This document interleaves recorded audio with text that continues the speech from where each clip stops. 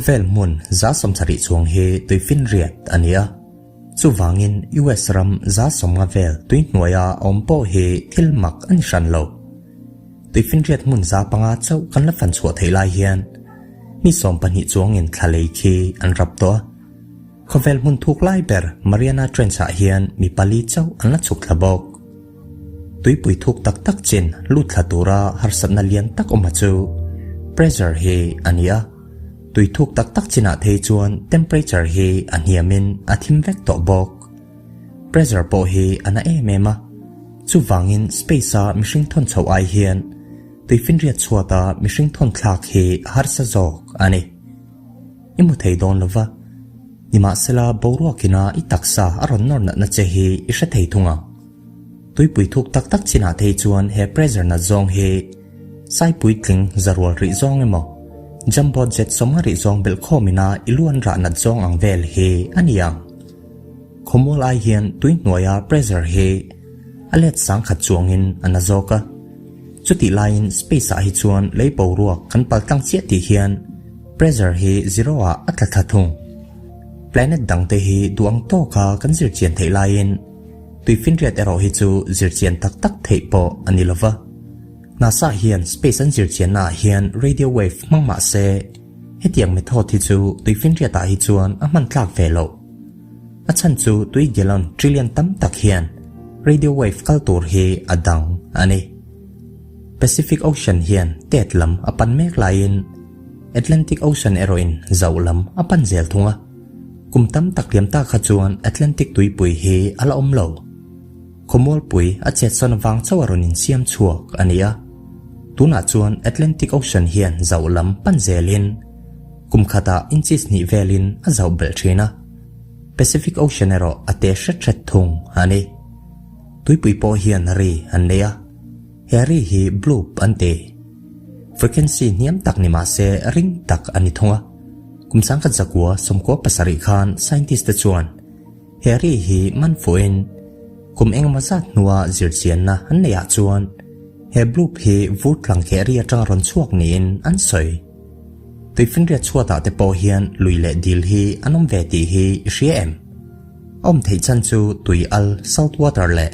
hydrogen sulfide in so pom hi a che vela tui dang te ai hian an rit zoka hei hi tuifin riat monga luile dil om theina chan ani khovela tui kho thalian ber po hi ani na taka chuan tui pui chunga hian oma hetiang hi underwater waterfall ni in Denmark Strait Cataract anti hi Iceland le Greenland in kar tui pui hnuaya omin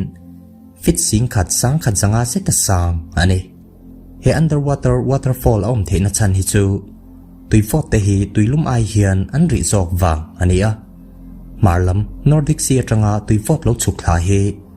Armin Garcia tuilum zok nen hian in tokin tui fot zok hi tuilum hnoi lama hian a chuk thla thunga second khata cubic feet makta doi za som ni pathum zeta tam tui hi hnoi lampan hian a chuk thla ta thin ani tui hnuaya hian tlang dung sei tak omboka mid ocean ridge hi mel sing level seta sei ni in za pakhat vel chau hi zirchian alania planet pani Mars le Venus te ai hian he mountain chain hi kalna hretlem zok Mariana Trench simlam Challenger Deep hi khovela mun ruam le thuk lai ber ania fit sing thum sang ruk chuang thuk ni in khovela tlang sang ber Mount Everest hi Challenger Deep a hian dalu taila tlang chi phian he tuipui chuat azuthen phak lo na hi mel khat point pani vel alkayang thil nung zong zong zinga za somkwa palizet hi tuya cheng aquatic ania tuya cheng marine life mun thuma thena mun ni chuang hi kan shalo chuwangin species thar hi mu chua bel reng ania Antionan the goblin shark the fangtooth le field shark te po hi dangdai tak anne tuifin ria chuata te hian rohlu in thup omboka rangkachak ton makta doi somni vel zet hi chu om tling mai the heti lai hian khol manga hanlak chu hi chu a thei ve lo thunga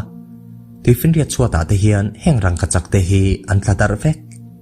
heng rangkachak te hi la chuak vek thei tang ni la khovel mi hring zong zong te hian kejili vel thawin rangkachak hi kanin sem theyang tui fin ria ta coral te hian ni zung hlo lakata in venan hian thil engemaw hi an chua thina hei hi natural sunscreen anti mai thin coral te hi thil nung mui le mit nei lo lungpui anga te utop phinima se marine invertebrate zinga chiartel an ni thung kan khofela oxygen tamber he tui fin ria ta tanglo chuak ani boka scientist te chuan za zela somnga tanga somriat inkar vel hi chu aniang ante oxygen he tui fin ria ta nim te ho marine plants te siam ania atamber he algae siam chua ani tsunami hi fit za thleng sang te ni theima se tui chung lama tui phone hi alian zoka phone chiat ma hian fit zariat vel se ta sang te an kai the antarctic sanga te hian protein chi khat pa in hei hi khal theilo na anti freeze angin athoka tui hi vot view ma se sanga te hi khal theilo turin ave tui fin ria chuata hian tlangkang volcano hi makta tuai chuang zet oma khovela tlangkang thleng za somriat chuang hi chu tui hnuaya hian a thleng jellyfish te hi tui chunga thil nung cheng zinga chuan au paber te zinga mi ania an thla to bul te hi kummak ta tuai zanga tanga zasari liam ta khan anom to dinosaur te hi chu kummak ta tuai zani somli vel kal ta khan an lo tran chau shark po hi au papol ania kummak ta tuai zali liam ta khan anom to heti lai hian ru pa ngai ang hi an nei ve lo thunga ru no kan ti mai kan beng le na ruang chi te chau hi shark te hian an nei shark te ber dwarf lantern shark an ti po hi tui fin ria ta cheng sang zinga chuan ate ber te zinga mi ani poka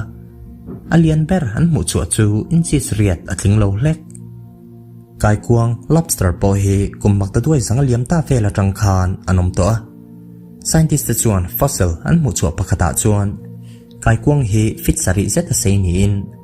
ahun laya tuya cheng ramsa zinga chuan alian ber te zinga mi anni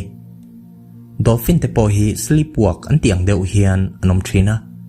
an mut hian an thuak chan ve chau mu hilin an mit pakhat chia hi an ching bok sea turtle te hi ramsa zinga chuan an omnam hun boruak mila in siam ram zung zung thei ramsa tlem te zinga mi annia antarctica ti lo khomol puidang zong zonga te hian an cheng thei vek octopus chungchang po hi ila shalo mai thei an thisen hi apola lung pathum an nei baka thuak pakwa zet an nei central pakhati lo thuak dang pariat te hi an ban pariata te hian ain semdara tin an ban hi lo chumpal poni se ni za chungin aron chor chuak fel le man sea sponge te hian lu mit ka ru lung le thuak te hi nei lo ma se thil nung living beings an ni ve tho seahorse te hian sanga pangai te ang pian phung pulo ma se sang zinga chiartel ania pumpui le ha hi nei lo ma se an thil ei pai choi tu digestive system a hian an hi plu top train chu wangin an tam kho chu nan chuan ei tam le thlem lam ni lovin entiklai po thil an ei reng he angaya ni khata brine shrimp hi sang thum chuang an ei thei khomol te angin tuifin ria ta hi chuan trek hi atla ve zen zen lova imasela atlak to hi chuan le trek tla te ai hian a hlau om jok kare nang tho ani wangin tuya hi chuan aman zau bi khle tui han lo zonga tui votin kan taksa a han chi hi chuan a hadam thla ka ni tiro heti lai hian arenga in che hi a him bik chuang lova sunburn hi ila nei thei tho hei hi a chan chu tui hian ni atanga uv ray local za som chau hi adanga heti lai hian vut pa ngai hi chuan za som panga lo dang thei thong tui fin ria tui lum zong te hi ai nong lo thua boka mun chen kata te chuan degree celsius li vela lum te ni in tui fin ria chuata te po hian hydrothermal vents hom boka heng te pe hi chuan degree celsius zali zetin tui hi aron tilum train tui fin ria ta hian thil mak le dangdai tak pakhat milky sea phenomenon an ti hi om boka tui hi eng phutin space atang po hian alang thei train Indian Ocean a khuan he thil hi athlang thina bacteria chikhat bioluminescence bacteria ten engan chua thin wang hi ni in an soi Life of Pi movie a po khan he tiang tui eng phu ti chu kan mu to kha ato bera chuan black hole hi chu kan trafficin arinoma eng taknial po hi atal chuak theilo heti ang teu tho hi tuifin ria ta po hian oma anin an lo na chu eng man thei aya tui hi aman lut ve thong